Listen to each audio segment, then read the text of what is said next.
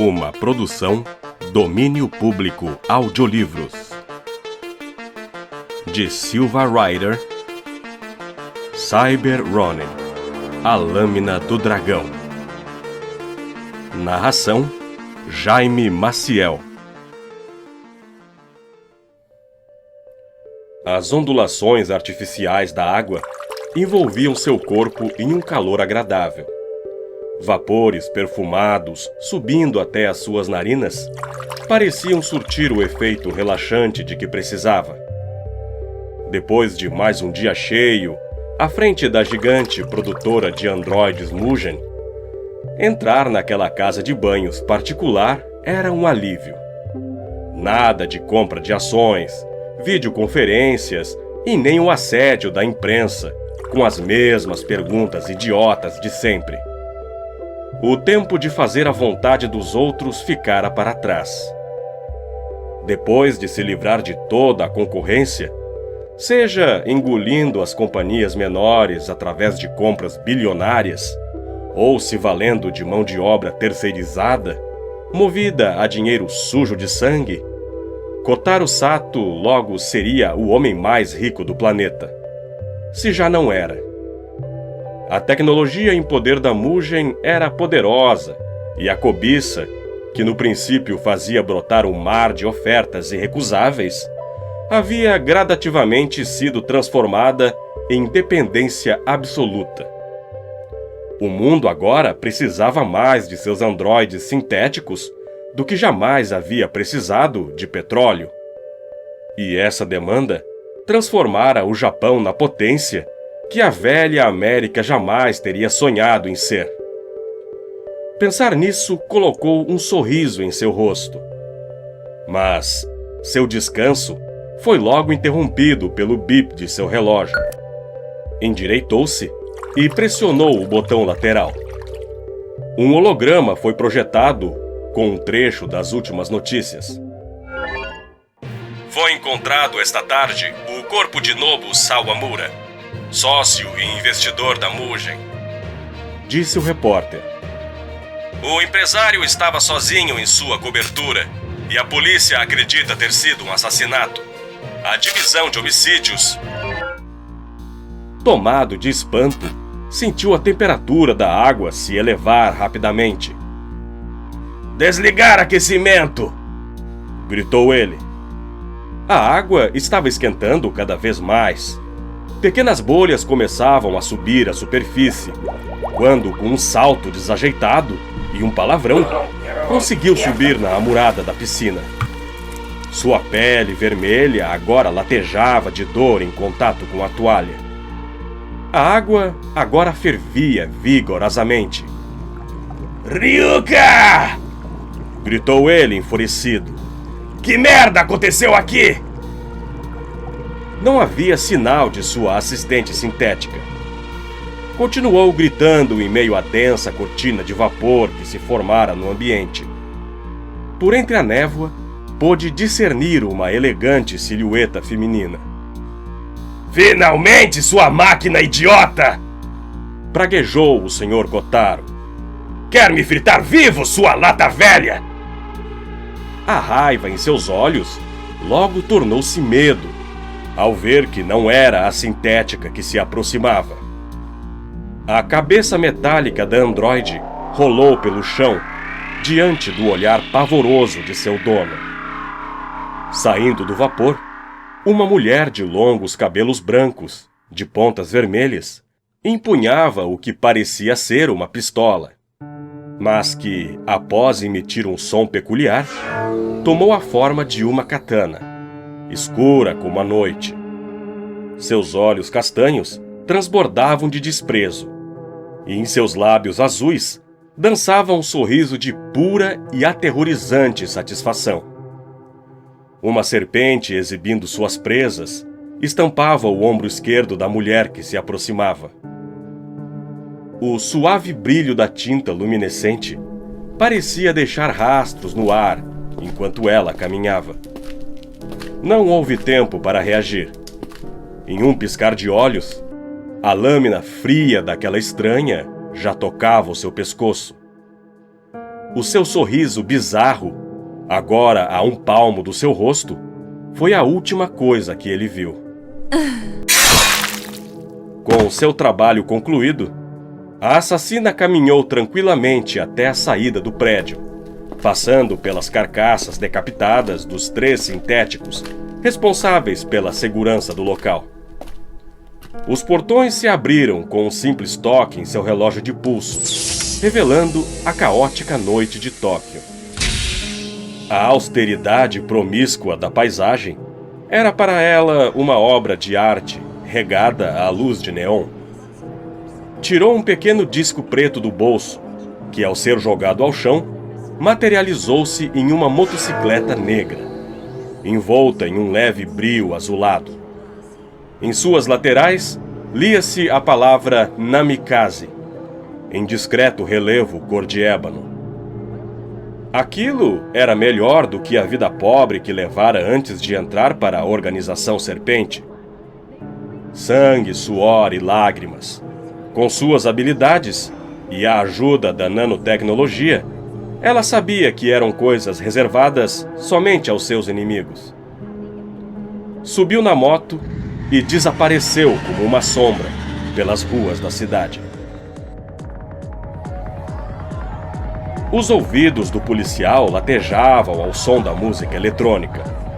O estilo batistaca parecia agradar a boêmia juventude de Shibuya, que, em êxtase, imitava os movimentos dos hologramas dançantes enquanto esfregavam seus corpos suados e trocavam saliva na pista de dança. Uma bebida azulada, de alto teor neuroestimulante, lhes descia goela abaixo enquanto as batidas, geradas aleatoriamente pelo software de inteligência artificial, os induziam ao transe repleto de luxúria.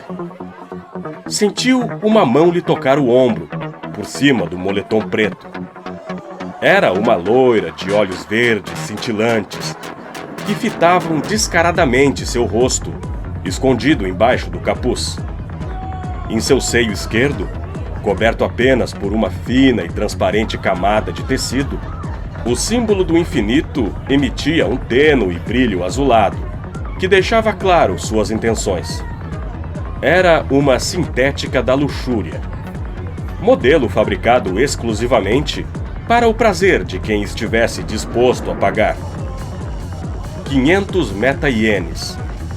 O preço foi exibido diante de seus olhos através da interface de suas lentes de contato. Ele a ignorou completamente. Seguiu andando e a androide partiu em busca de outros possíveis clientes. Sintéticos desse tipo, tanto masculinos como femininos, davam as boas-vindas a Neo Tóquio, a casa noturna mais famosa da região. No entanto, ao contrário da maioria, ele não estava lá para se divertir. Olha quem apareceu! Katsuo Akira! O que o famoso Capitão dos Dragões faz em um lugar como esse? Espero que esteja tudo nos conformes. Disse a atendente do outro lado do balcão, com uma piscadela, enquanto tragava seu cigarro eletrônico. Seu cabelo era curto com mechas rosas e lhe caíam até a altura do pescoço. Estou fazendo meu trabalho, respondeu ele, com um olhar gélido em meio ao vapor adocicado que saía dos lábios vermelhos da moça. Retirou do bolso um pequeno disco holográfico e o deslizou pelo balcão. A imagem de uma jovem se formou. De rosto afilado e inexpressivo, possuía longos cabelos platinados de pontas vermelhas. Acima de sua cabeça, lia-se Sayuri Kimura, 25 anos, coeficiente criminal nível S, 5 homicídios. Uau! Exclamou a moça com uma estranha falta de surpresa na voz.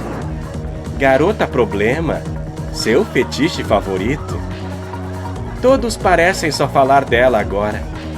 Dizem que andou matando uns grandões das corporações.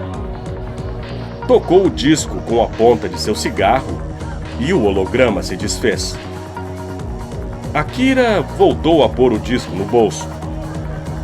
Imagino que o seu departamento esteja sob uma pressão daquelas.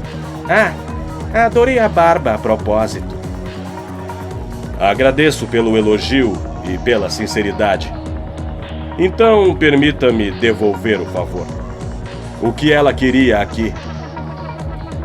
Você sabe, começou a moça com um ar debochado. São muitos clientes. Não dá para prestar atenção em todo mundo. Quem sabe ela só estivesse atrás de alguns prazeres noturnos. Bom, talvez isso lhe refresque a memória, disse ele, deslizando um segundo disco sobre o balcão. O sorriso zombeteiro da moça se manteve firme, até que seu nome e foto de identificação fosse projetado à sua frente. Mandado de prisão. Kyoka Inoue. Sonegação de impostos. Sabe, esse lugar certamente dá bastante lucro, mas algumas contas parecem não bater. E esse mandado só precisa de uma certa assinatura, disse ele, levantando o seu polegar direito com um leve sorriso no rosto. Devo advertir que seria burrice mandar seus seguranças sintéticos para cima de mim, já que isso significaria o fim de sua preciosa fonte de renda. A menos que você seja mesmo apenas uma bartender. Nesse caso, seria só um emprego perdido. Mas aí você teria que explicar o porquê de os lucros estarem sendo transferidos para uma conta fantasma no seu nome. Além do mais... Merda, disse a moça com um ranger de dentes. Você venceu.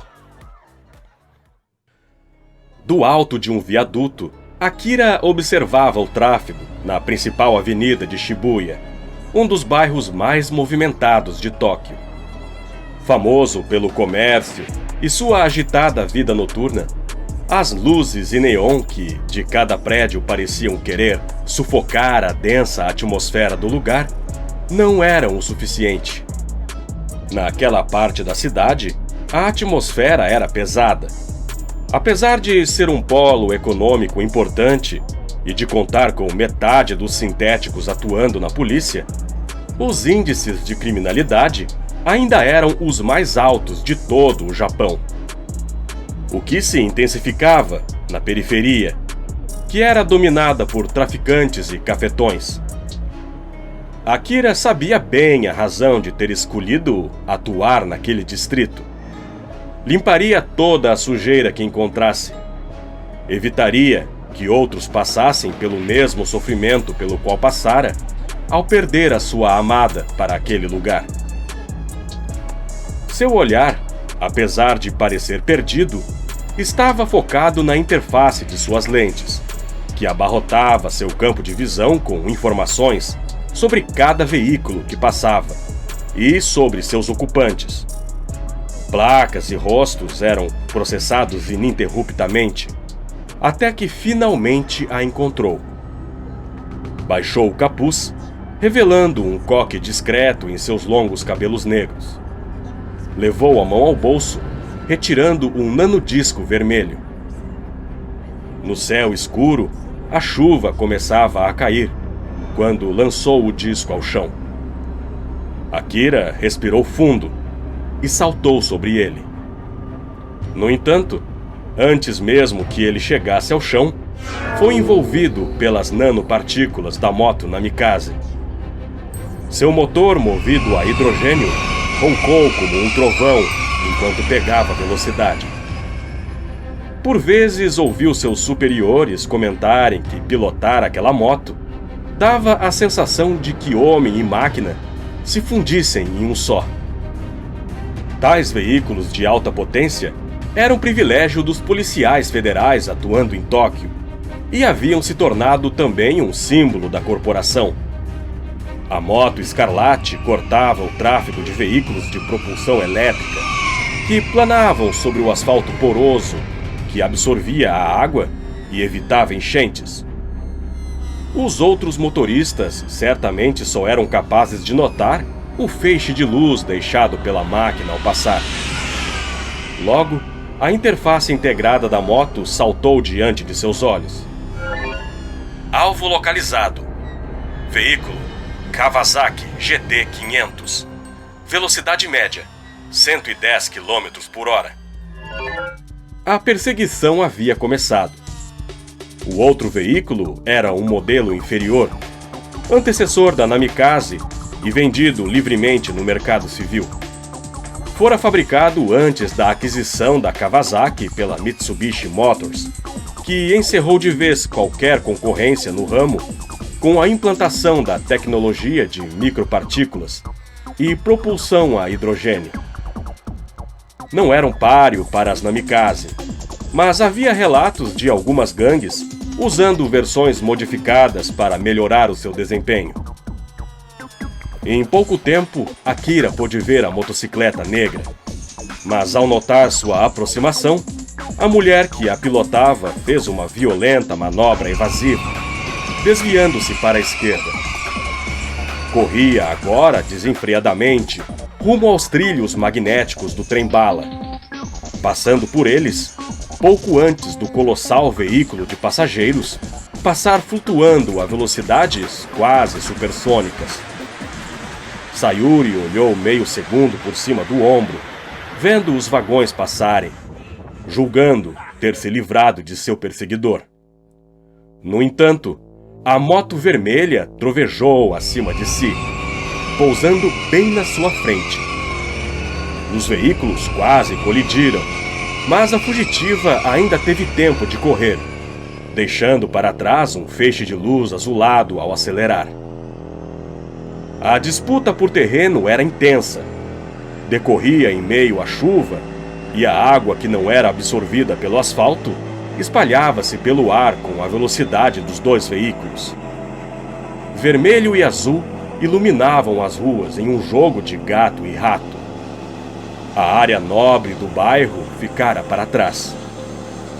Passavam agora por uma área de periferia, cheia de prédios abandonados, dentro de um dos quais a fugitiva buscou refúgio em um rápido movimento, passando por entre uma brecha na cerca.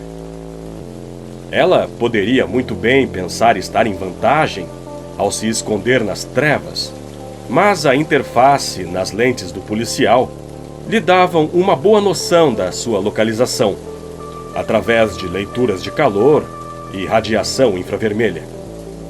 Ele estacionou a Namikaze na entrada do edifício e, tal como fora ativada, voltou a tornar-se um pequeno disco, indo direto para o seu bolso. O moletom preto dera lugar a um colete balístico, com um emblema de dragão negro estampado no centro.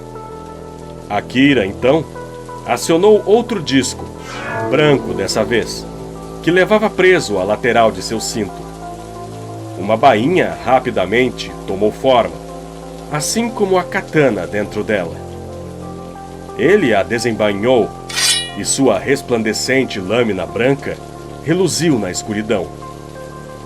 Erguendo-a com ambas as mãos, caminhou cautelosamente pelo solo não pavimentado, marcando a lama com a sola de suas botas até entrar no prédio. Akira olhou brevemente para as rachaduras e o mofo que adornava as paredes. Todas as janelas estavam quebradas e a estrutura inteira parecia estar comprometida. O local era provavelmente usado como um recanto para drogados, ou talvez até um ponto de venda. Cheirava a urina, e pelo chão espalhavam-se restos de cigarro, seringas e garrafas quebradas. Mesmo distante, ele podia vê-la esperando. As leituras térmicas de sua interface denunciavam a posição da criminosa.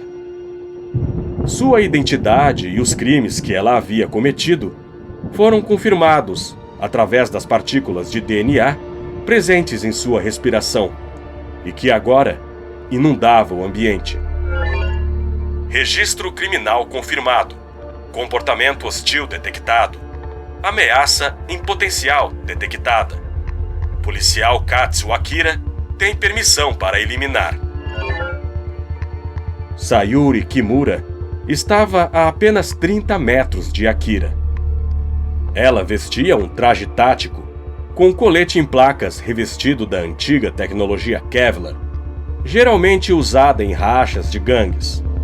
Podia ser útil contra as facas e projéteis comuns de décadas atrás, mas hoje era considerado obsoleto devido às armas baseadas em nanotecnologia.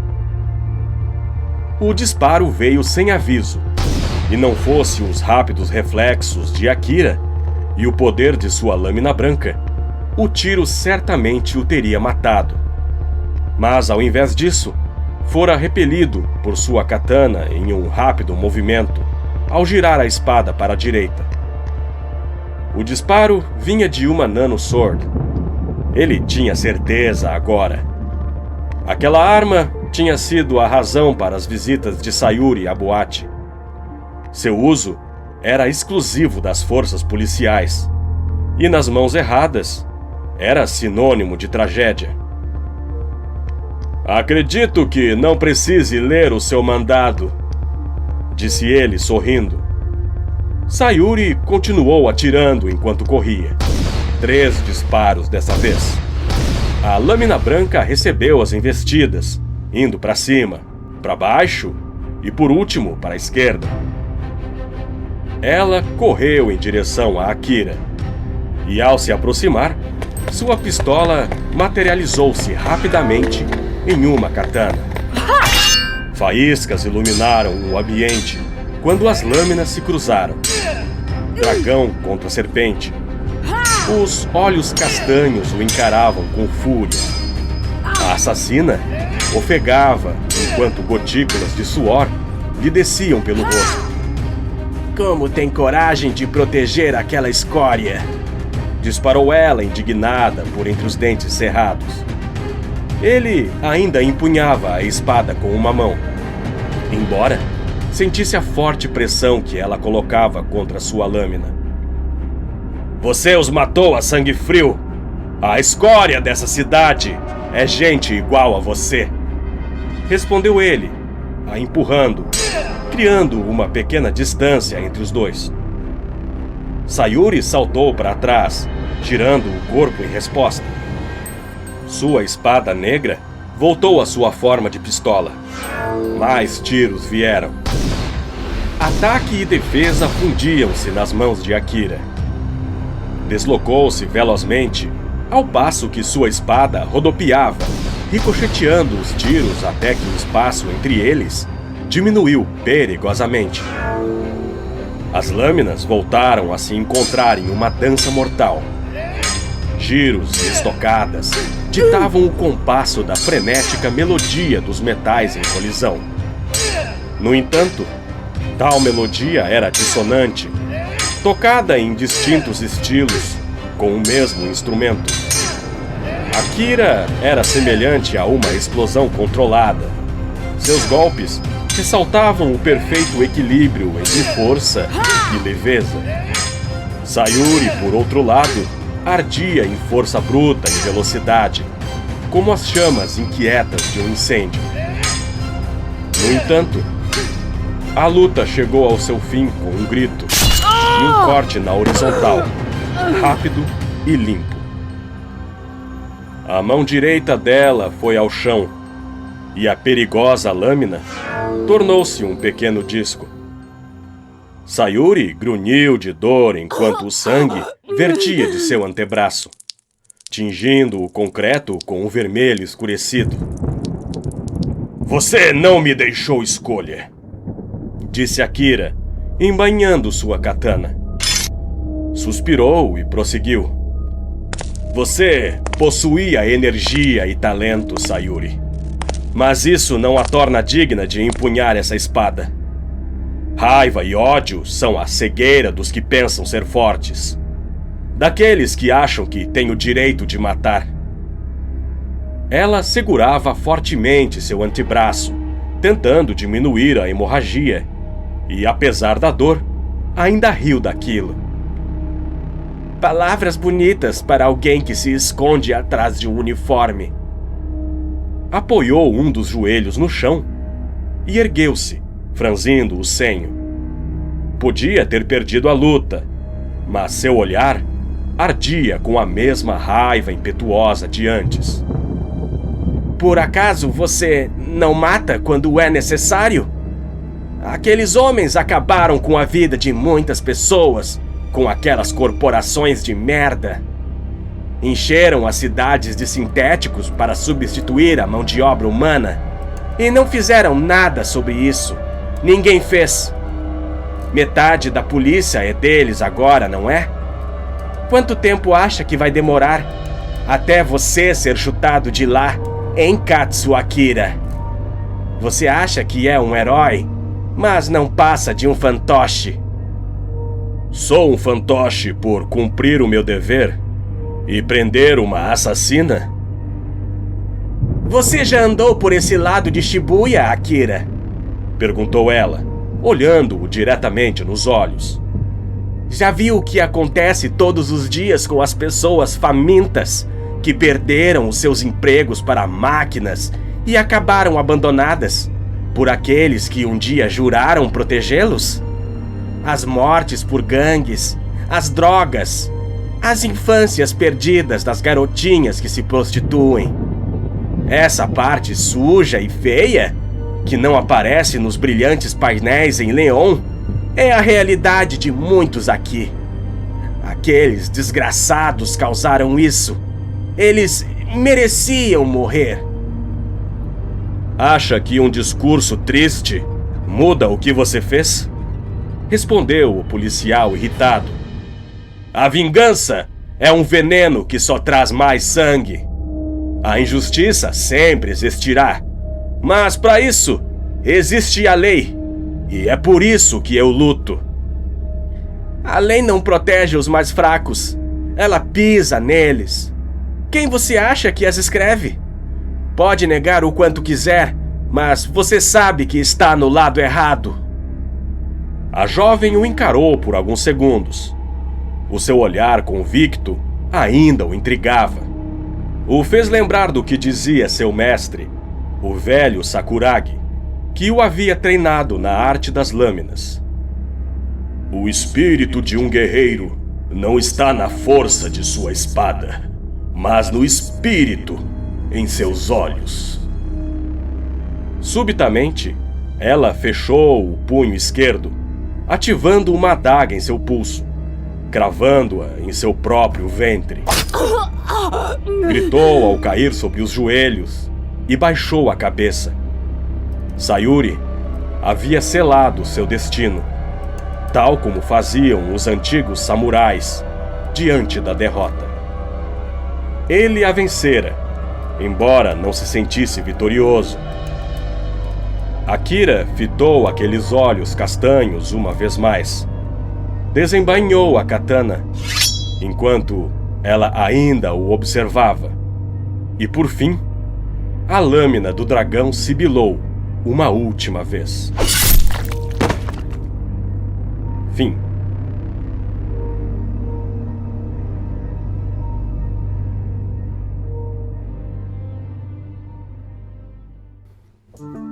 Olá, pessoal! Espero que tenham gostado do vídeo. Esse conto foi escrito por Silva Rider, que fez a gentileza de disponibilizar o material para ser trabalhado aqui no canal. Muito sucesso, Silva!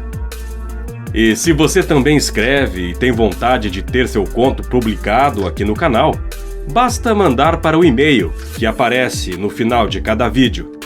Quem sabe a sua história não vem parar aqui também. Antes de sair, curta, compartilhe o vídeo e diga o que você achou. Obrigado pela sua audiência e nos vemos novamente aqui, no canal Domínio Público Audiolivros.